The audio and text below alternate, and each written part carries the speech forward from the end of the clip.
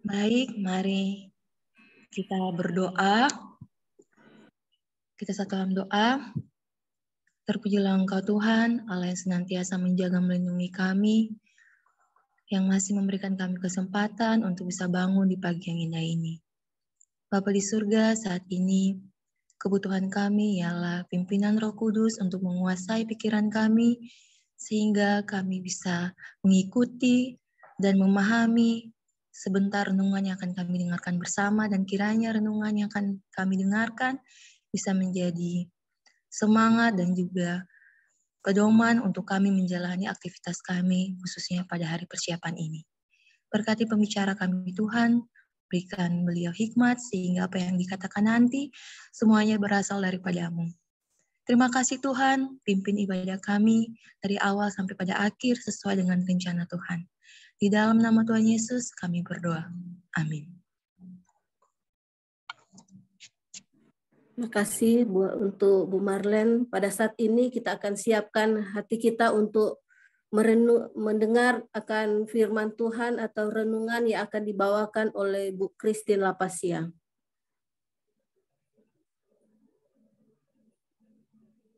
Selamat pagi sahabat Seperdes. Selamat pagi. Terima kasih. Pertama-tama saya ingin mengucapkan puji syukur pada Tuhan atas berkat dan kasih karunia-Nya sehingga saya masih diberikan kesehatan dan masih diberikan kesempatan untuk melayani pada pagi hari ini. Terima kasih juga buat Ibu Shirley yang sudah memberikan saya kesempatan untuk melayani di doa subuh ini. Sebelum kita memasuki renungan kita, saya undang kita untuk kembali berdoa. Ya Bapa, kebutuhan terbesar kami pada pagi hari ini adalah kecurahan Roh Kudus-Mu. Tuhan tolong urapi hamba-Mu, agar apa yang Tuhan ingin hamba sampaikan kepada sahabat Seperdes boleh tersampaikan sesuai dengan kehendak Tuhan. Urapi masing-masing kami dengan kuasa Roh Kudus-Mu, sehingga firman yang kami dengar tidak berlalu begitu saja, melainkan boleh kami terapkan dalam kehidupan kami. Berkati semua peralatan, bahkan signal yang digunakan. Tuhan berkuasa atas semuanya itu. Terpujilah nama-Mu Bapa. Di dalam nama Tuhan Yesus kami berdoa dan mengucap syukur. Amin. Izinkan saya untuk share screen sebentar.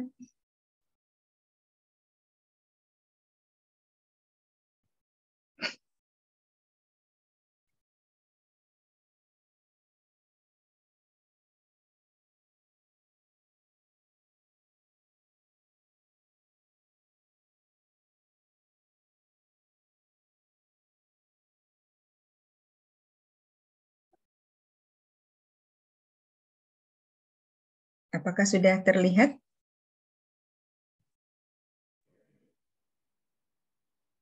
Sudah. Oke, baik. Terima kasih. Puji Tuhan, signalnya bisa juga berkompromi pagi hari ini. Ada saja ya gangguannya. Baiklah, judul renungan pagi kita hari ini adalah 2 orang wanita. Saya ambil dari 2 Raja-Raja 4 ayat 1 sampai 37. 2 orang wanita itu adalah janda dari istri seorang nabi yang banyak hutang dan wanita kaya dari Sunem. Kita masing-masing pasti sudah pernah mendengar cerita ini ya. Secara unik di 2 Raja-Raja 4 ini menceritakan 2 orang wanita dengan berbagai perbedaan dan persamaan. Janda seorang nabi adalah wanita miskin.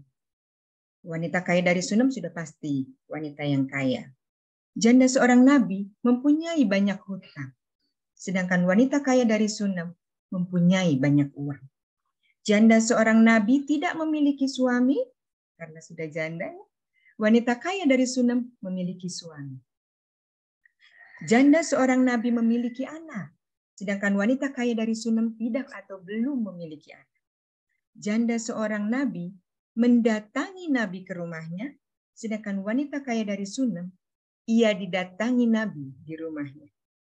Janda seorang nabi, kisahnya diawali dengan masalah, yaitu masalah hutang. Wanita kaya dari Sunem di akhir kisahnya baru dia mendapatkan masalah karena anaknya meninggal.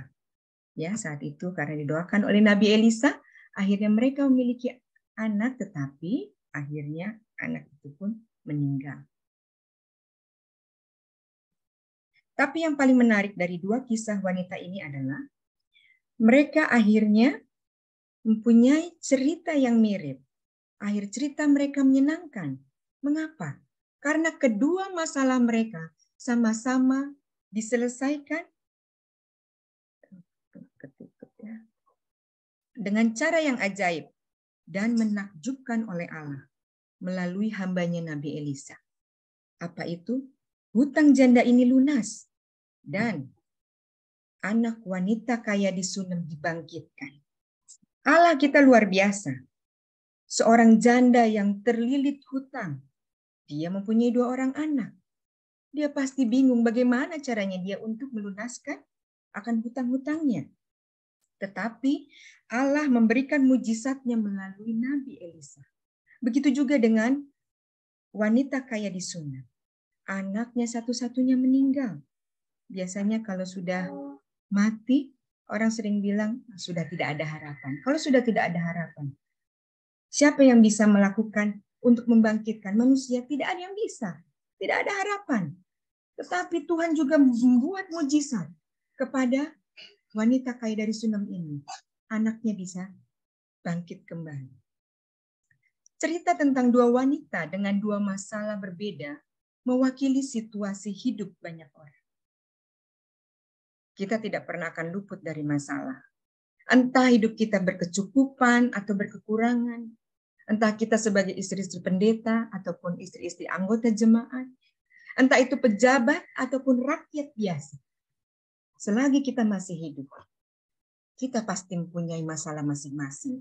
Di waktu yang mungkin berbeda, dengan keadaan dan masalah yang berbeda juga.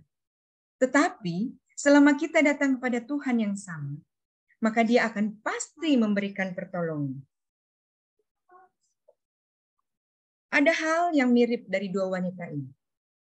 Wanita yang pertama, janda seorang nabi ini, saat dia mengalami masalah, dia datang mengadukan masalahnya kepada Tuhan melalui hambanya Nabi Elisa.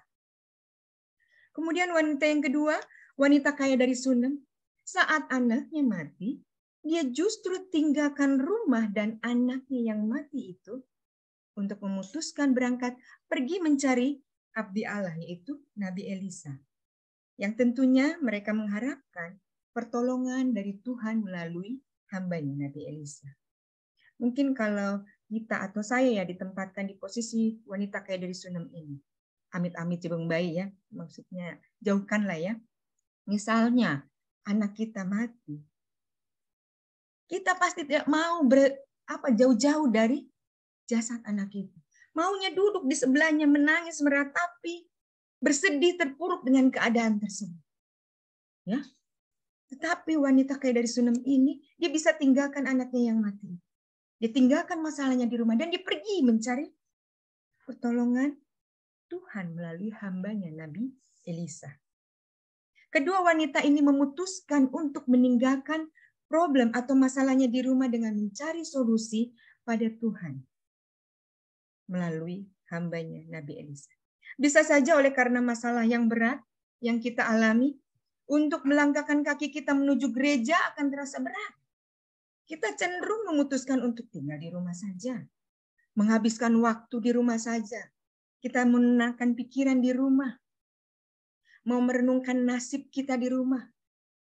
Kita berusaha mengatasi masalah kita sendiri dengan tidak bertemu dengan banyak orang, kegiatan-kegiatan apapun di luar sana, kita bisa akan menyelesaikan masalah. Ada sedikit kesaksian yang boleh saya share. Waktu saya belum menikah, di Bandung dulu saya ngekos. Saya rajin ke gereja itu bisa dalam 1 minggu 4-6 kali. Karena ada Rabu malam, Vesper, ibadah Sabat, PA, kemudian ada latihan-latihan nyanyi dengan beberapa grup. Tetapi suatu kali saya mendapatkan masalah. Dan saya berpikir saya tidak mau bertemu dengan banyak orang, saya tidak mau melakukan kegiatan apapun, baik itu di gereja ataupun dengan lingkungan di dekat saya tinggal. Saya hanya pergi ke kantor, pulang kantor saya langsung masuk ke kosan saya. Karena saya mikir, saya mau menenangkan diri. Saya tidak mau bertemu dengan banyak orang, nanti tambah lagi masalah saya. Saya ingin merenungkan nasib saya mau coba menyelesaikan masalah itu sendiri. Tapi apa yang terjadi, sahabat seperdes? Seminggu berjalan, sahabat-sahabat saya, teman-teman saya, SMS, dulu belum ada WA, SMS, BBM, menelpon, saya tidak angkat, saya tidak buka. Karena saya pikir kalau saya buka, saya akan berhubungan dengan mereka. Saya tidak mau tambah masalah.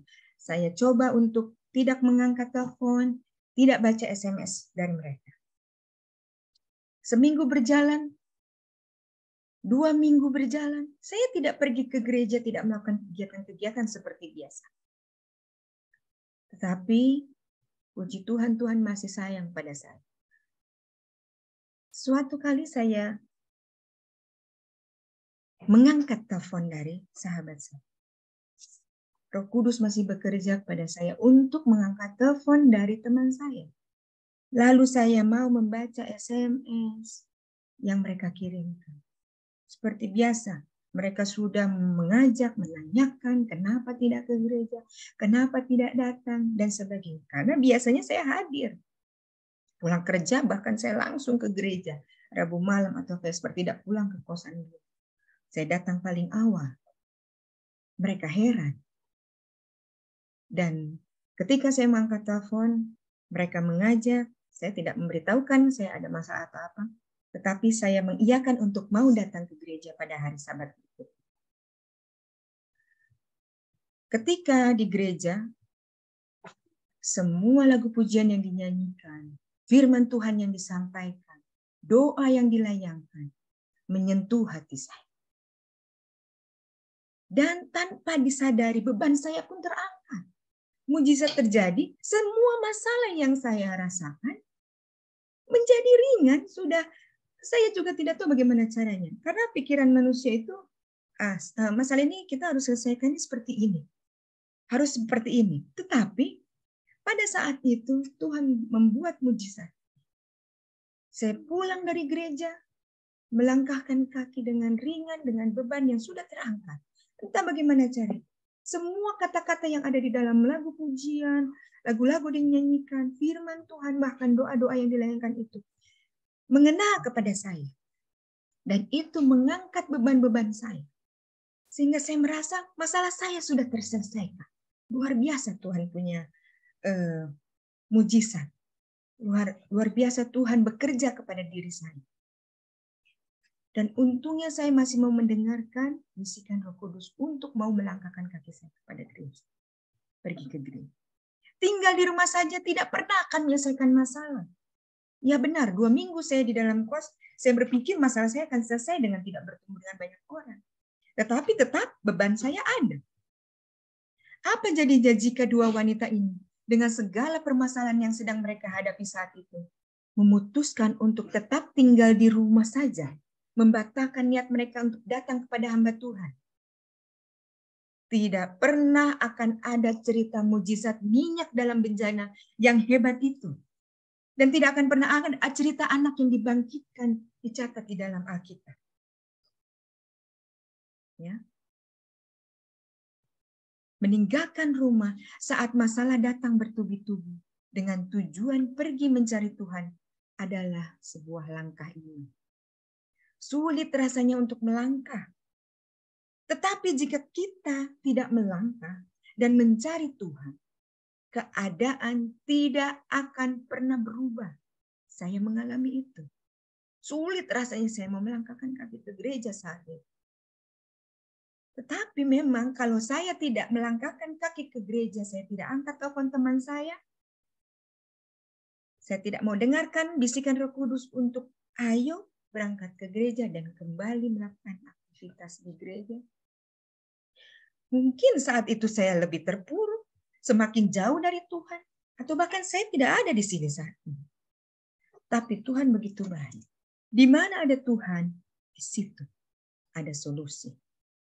Yakin dengan iman saat kita meninggalkan rumah Tuhan.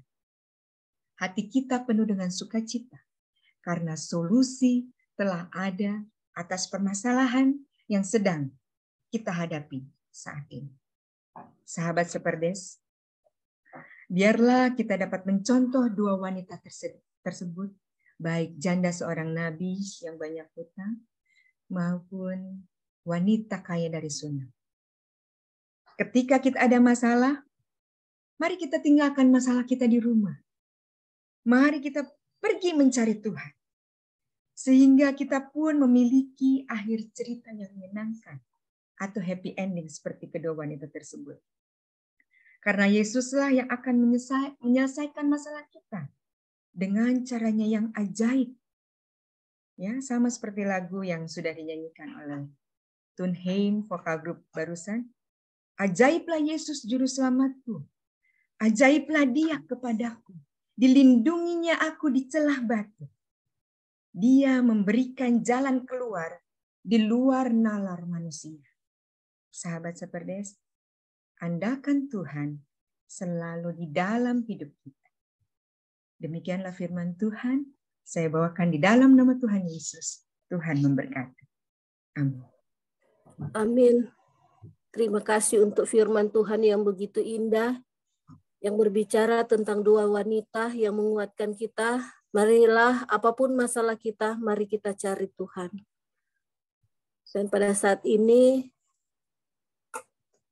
kita akan berdoa. Doa tutup akan dibawakan oleh Bu Oroh. Kami persilakan. Mari kita bersatu dalam doa. Bapa yang di surga, Bapa yang baik, terpujilah Engkau ya Yesus Kristus Tuhan kami, yang telah menyertai ibadah dua subuh kami ini Tuhan. Kami boleh dapat menerima penyegaran bagi rohani kami. Sebagaimana firman yang telah kami dengar, pekabaran firman-Mu yang dibawakan oleh Ibu Pendeta Kristina Pasian. Terima kasih Tuhan. Firman-Mu mengingatkan kami, betapapun banyak beban kami di dalam pelayanan ini. Jika kami mencari Engkau Tuhanku, mencari dan menyerahkan semua beban itu ke dalam tangan Tuhan, kami akan mendapat solusi yang terindah. Tuhan untuk itu. Terima kasih Bapak, terima kasih. Firman-Mu ini telah menguatkan kami di dalam pelayanan ini. Pada saat ini juga Tuhan, kami menyerahkan